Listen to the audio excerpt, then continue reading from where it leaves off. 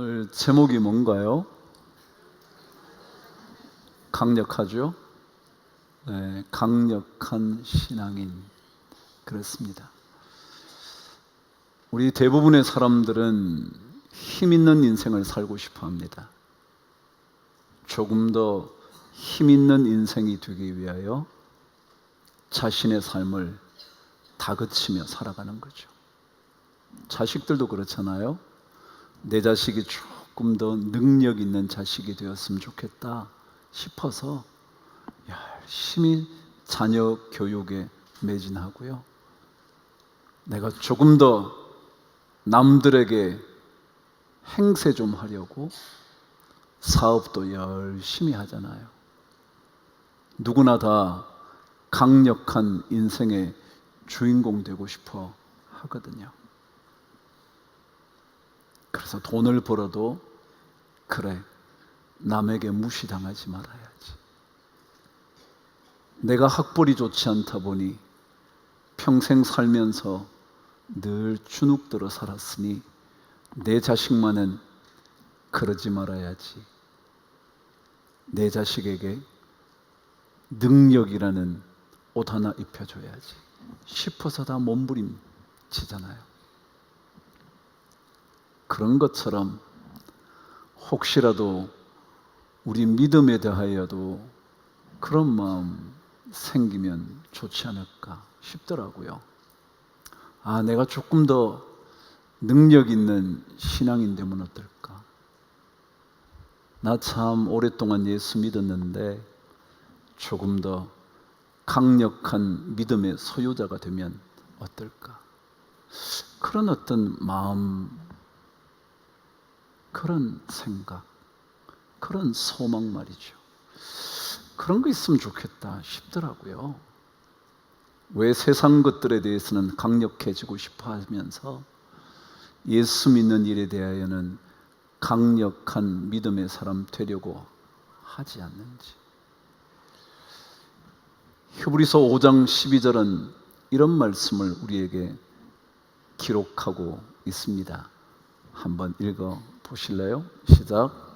때가 오래되었으므로 너희가 마땅히 선생이 되었을 터인데 너희가 다시 하나님의 말씀의 초보에 대하여 누구에게서 가르침을 받아야 할 처지이니 단단한 음식은 못 먹고 젖이나 먹어야 할 자가 되었도다. 여러분과 저 웬만한 성도님들은 오랫동안 예수 믿지 않았나요? 오늘 말씀처럼 때가 참 오래됐잖아요. 예수 믿은 세월이 참 길잖아요. 그렇다면 마땅히 선생이 되어야 할 터인데 아직까지도 젖을 먹여 주어야 할 처지가 되었다면 조금은 부끄러워해야 되는 것 아니냐 말이죠. 저나 여러분이나 다 예수 믿고 지금까지 살아왔는데 아직까지 누군가 자신을 보듬어 주기만을 기대하면서 그것이 채워지지 않으면 마음의 상처를 받았다 말하면서 사는 아직까지 젖먹는 초보의 수준에 있어서야 되겠냔 말이죠. 오늘 성경은 우리에게 강한이라는 단어를 사용합니다. 그 단어는 모든 면에서 갖추어짐으로 인하여 능력을 가지게 된 그런 뜻입니다. 물질에 있어서든지 재능에 있어서든지 그 어떠한 것에 대하여서도 넉넉한 능력을 갖춤으로 인하여 강력한이라는 단어입니다. 그러니까 여러분과 제가 오랫동안 신앙생활을 했으니 믿음이 강력해져야 되는데 그런데 아직까지도 초보의 자리에서 벗어나지 못한다면 아쉬워할 일이다 그러는 거예요. 그러면서 오늘 성경은 우리에게 믿음이 강한 신앙인은 강력한 믿음의 사람들은 어떤 인생을 살게 되어 있을까? 그들의 특징이 뭘까? 오늘 성경은 1절에서 우리에게 이렇게 가르쳐 줍니다. 읽으실까요? 시작. 믿음이 강한 우리는 마땅히 믿음이 약한 자의 약점을 담당해야 된다. 강력한 사람의 특징은요, 약한 사람들을 이용하는 것이 아니라 약한 사람들의 약점을 짊어져 주는 인생이다. 그런 얘기입니다. 누군가의 연약함을 보면서 그 연약함을 이용해서 그들을 지배하려고 하는 것이 아니라 그들의 약점을 내가 짊어짐으로 그들의 짐을 벗겨주는 것, 이게 담당한다는 단어입니다. 그 사람의 짐을 내가 짐으로 인하여 그의 짐을 없애준다라는 뜻이 담당한다는 거죠. 그러니까 우리 예수 믿는 사람의 삶이 강력한 인생이 되려면 연약한 사람들의 연약한 부분을 담당해 주어야 한다. 이것이 의무라는 거예요. 의무. 오늘 본문에 의무라는 단어가 없지만 이 단어로서 우리에게 의무라는 의미를 전달해 줍니다. 그 단어가 뭐냐면 마땅히라는 단어입니다. 마땅하다는 단어는요, 당연히 그래야 할 의무가 있다, 그런 뜻입니다. 마땅하다는 뜻은 다른 뜻이 아니라 의무가 있는 거야. 여러분 옛날에 영어 배우셨잖아요. should, must나 should가 아니라 마땅히 해야 한다, 그런 거예요. 오늘 단어가 그렇습니다. 우리에게는 신앙의 삶을 오래 산 사람들에게는 신앙의 의무가 있다. 긴 세월을 믿어와서 장로님이 되셨고 권사님이 되셨고 리더가 되셨고 조장이 되셨고 어딘가의 회장이 되셨다면 의무가 있다는 거예요. 의무가 마땅히 해야 되는, 그게 바로 연약한 사람들의 짐을 져주는 거라는 거예요. 여러분도 들어보셨죠? noblesse oblige라는 얘기를 들어보신 적이 있을 겁니다. 이 단어는 그런 뜻이라 그러잖아요. 그 옛적에 프랑스 쪽에 귀족 출신들의 사람들이 마땅히 행했어야 할 의무를 가리켜 noblesse oblige 그런다 그러잖아요.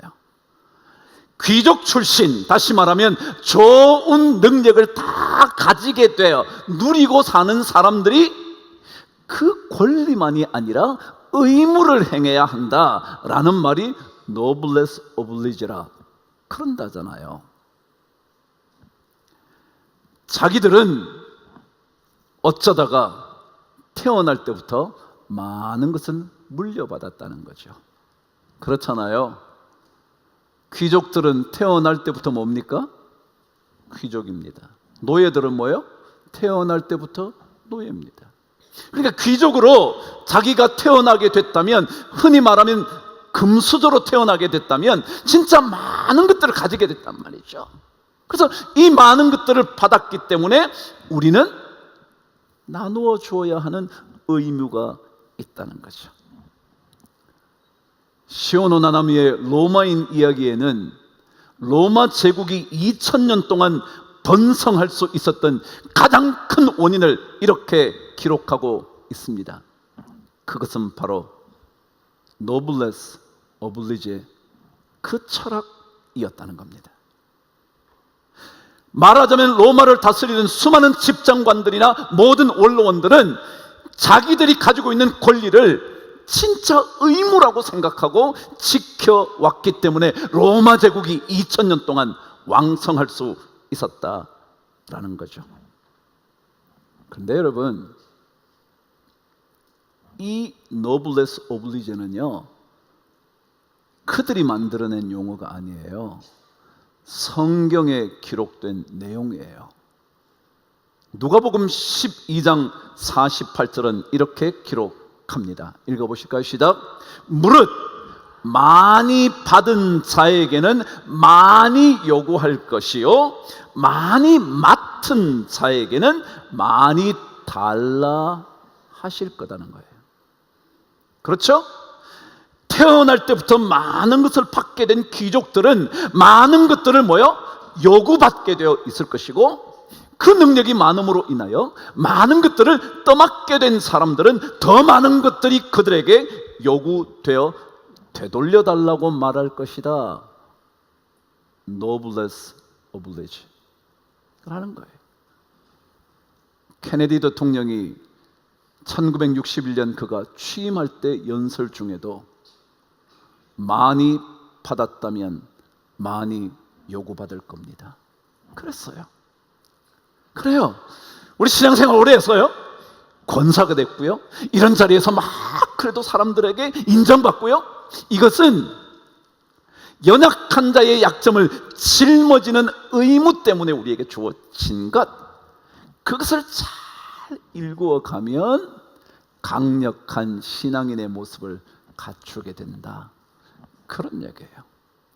그렇다면 오늘 성경은 강력한 신앙인의 의무를 행하는 이 일의 진짜 목표가 뭔가, 그 세 가지를 여러분과 함께 묵상하려고 합니다.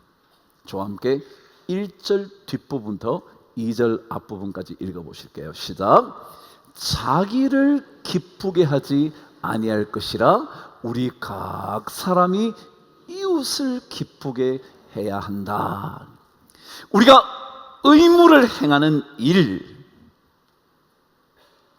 믿음이 강해짐으로 인하여, 믿음의 삶을 오랫동안 삶으로 인하여 집사가 됐고 장로가 됐고 권사가 된 이것은 목표가 있는데, 그것은 나를 기쁘게 하는 것이 아니라 누군가를 기쁘게 하는 것이라는 거죠.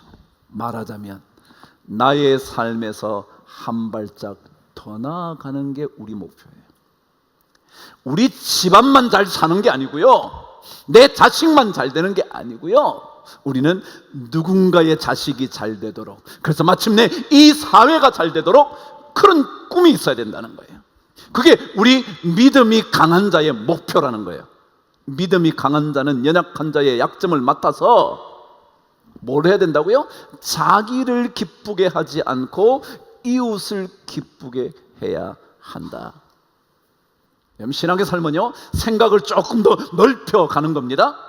나의 삶에서 다른 삶의 삶까지 생각해 줄 줄 아는 삶을 사는 겁니다. 여러분, 한자어에 배려라는 말이 있습니다. 이 배려라는 단어는요, 배자가 나눌 배자입니다. 분배한다 그러잖아요. 배분한다 그러잖아요. 그게 나눌 배자입니다. 려자는 무슨 려자냐면 생각할 려입니다. 고려해 보겠습니다. 그럴 때 려자입니다. 말하자면 생각을 좀 나누는 겁니다. 나만 생각하던 데 있어서 조금 생각을 나누어서 남도 좀 더 생각해 보는 겁니다. 오늘 성경 말씀 그대로 자기를 기쁘게 할 것이 아니라 이웃을 기쁘게 해보려고 한번 사는 겁니다. 심지어 우리는 가진 것이 없어도 나누어 줄 아는 삶을 살면서 그게 진짜 행복이지, 그런다는 거예요. 여러분, 그 찬송 안 불러봤나요? 가진 것이 적어도 감사하면서 나눠주며 사는 삶, 이것이 나의 행복이다. 이게 예수 믿는 사람이거든요. 나 별로 가진 게 없어요. 그런데 나눠주는 거예요. 제가 내일 하루의 은혜 말씀을 오늘 다 녹음해서 끝을 냈습니다. 그 말씀이 뭐냐면, 우리가 아무것도 가진 것 같지 않지만 모든 것을 가졌고 가난한 자 같지만 많은 사람을 부요하게 하는 사람이 우리다, 그랬어요. 그런 거죠. 예수 믿는 거는요, 우리 삶의 자리가 한 걸음 더 나아가는 거예요. 이게 강력한 믿음의 사람이 의무를 행할 때 바라보는 목표라는 거죠. 두 번째, 오늘 성경은 우리에게 의무를 충실하게 행해가는 강력한 그리스도인의 두 번째 목표를 이렇게 가르쳐 줍니다. 2절 뒷부분 읽겠습니다. 시작. 선을 이루고 덕을 세우도록 할지니라. 제가 지난 로마서 14장 말씀을 나눌 때에도 덕을 세운다는 말에 덕을이라는 낱말은 없다 그랬잖아요. 세운다라고 했잖아요. 예수 믿는 사람은요, 목표가 뭐냐면 세우는 거예요. 무너지게 하는 게 아니에요. 넌 믿음이 약하니까 넌 그거밖에 못해 라고 무너지게 하는 게 아니고요, 그를 도와서 뭐요? 세워가는 거예요. 오늘 말씀도 선을 이루고 덕을 세우도록 할지니라 라고 말해요. 우리는 절대 남을 쓰러뜨리려고 하지 않습니다. 내 부유함이, 내 지식이, 내 강한 믿음이 누군가를 걸려 넘어지게 하려고 하지 않습니다. 여러분과 제가 가지고 있는 여러 가지 것들로 인하여 남을 세우는 데 사용해야지 쓰러뜨리는 데 사용하시면 안 됩니다. 힘이 있다고, 능력이 있다고, 믿음이 있다고 연약한 사람을 쓰러뜨리지 마십시오. 그리고 그리 중요하지도 않은 것으로 인하여 그 사람을 망하게 해서는 안 됩니다. 로마서 14장 15절에 제가 읽어드린 것처럼 그리스도께서 대신하여 죽으신 형제를 내 음식으로 망하게 하지 마라. 그런 거니까 우리는 그를 세워야 되니까. 그래요. 교회에서는요, 어쨌거나 그 사람 좀 세워주세요. 장로님도 칭찬 좀 해주시고요, 장로님들은 성도님들 칭찬해 주시고요. 당신 참 잘한다. 왜요? 그게 우리 강력한 신앙인의 뭐라고요? 두 번째 목표이기 때문에. 가정도요, 세워야죠. 여러분, 자식도 세워줘야 되는 거 아니에요? 자라라고 나무라면서 그를 쓰러뜨리면 안 되잖아요. 그래서 이 목표를 강력한 신앙인은 잘 이루어 가야 하는 거죠. 결론 세 번째, 강력한 신앙인이 왜 의무를 잘 행해야 하는가? 그 이유 오늘 성경은 이렇게 가르쳐 줍니다. 3절 읽겠습니다. 시작.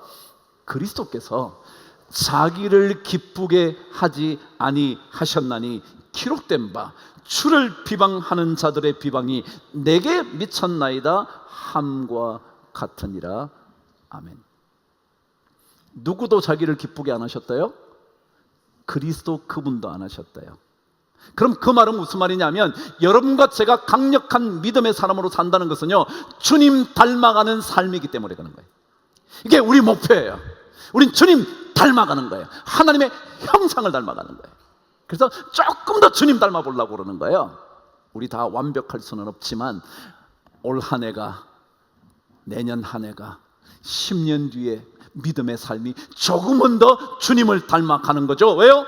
주님께서도 자신을 기쁘게 하지 않으셨기 때문에 나도 나를 기쁘게 하지 않으려고 내 생각의 폭을 넓혀 가는 거예요.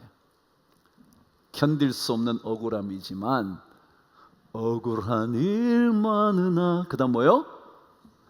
주를 위해 참는 것, 이것이 나의 행복이라.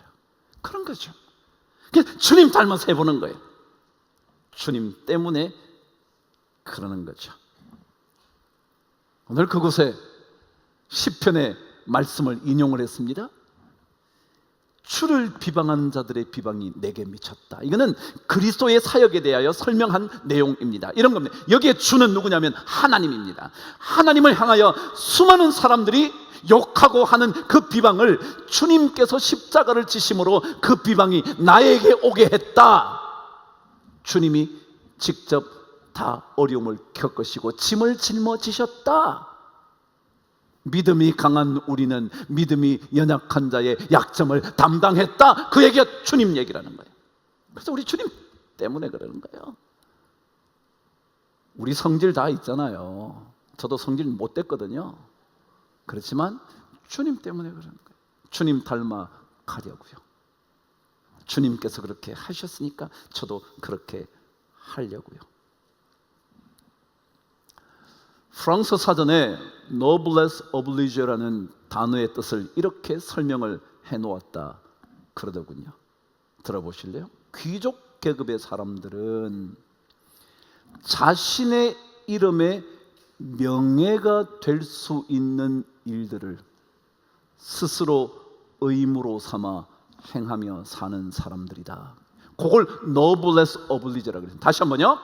귀족 계급의 사람들, 내가 신분이 괜찮다, 내가 이 정도 능력이 있다, 나 돈이 있다, 권력이 있다, 이 사람들은 자기 이름에 명예가 될 수 있는 그 일들을 스스로 의무로 삼아서 행해가는 사람을 그렇게 표현한다는 거예요. 그래요. 우리가 이런 인생을 사는 이유는요, 우리에게 진정한 명예와 영예가 있기 때문에 그래요.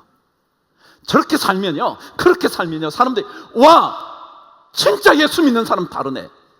영예라는 거예요. 명예라는 거예요. 영광이라는 거예요. 그게 우리 인생이에요. 이렇게 살아가는 거예요. 여러분이 비참한 인생의 주인공 되려고요? 그게 아니고요, 훨씬 더 영광스럽고 명예로운 인생의 주인공 되려고요. 그래서 그러는 거예요. 놀랍지 않나요? 귀족 계급의 사람들은 자신의 이름의 명예를 위하여, 명예를 덧붙이기 위하여 스스로 의무를 지어서 책임을, 의식을 가지고 그렇게 행하여 가는 것. 제가 목요일날 귀국했어요. 금요일날 리더 성경공부에 와서 제가 히브리서 12장 2절 말씀을 함께 묵상을 했어요. 리더 성경공부 때.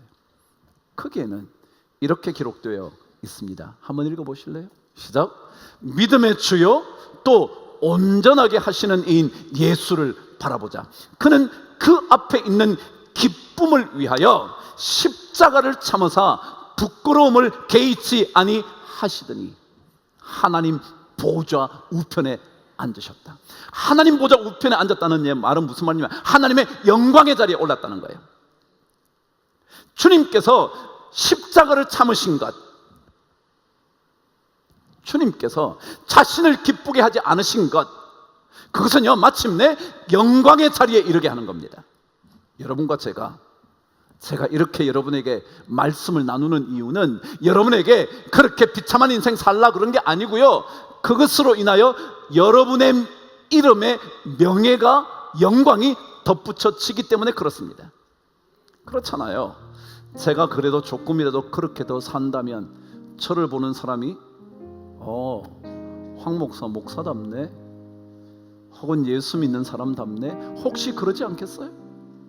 혹시 여러분이 그렇게 사신다면 야, 장로 되더니 진짜 다르네, 그러지 않겠어요?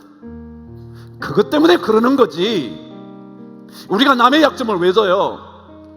내 것 가지고 내 맘대로 쓰는데 누가 뭐라 그래요? 아무도 그럴 수 없어요. 그럼에도 불구하고 우리는 그런 인생이 우리 강력한 신앙인의 목표가 아니에요. 우리의 목표는 주님 닮아가다가 마침내 주님께서 하나님 보좌 우편에 앉으신 것처럼 우리도 그렇게 앉아가는 거죠. 강력한 신앙인의 영광을 얻게 되는 삶이 우리 거가 될 거니까. 그래서 한 주간 여러분의 믿음이, 우리의 믿음이 영광스러워지게 되기를, 그리고 명예를 얻게 되기를 주님의 이름으로 축복합니다.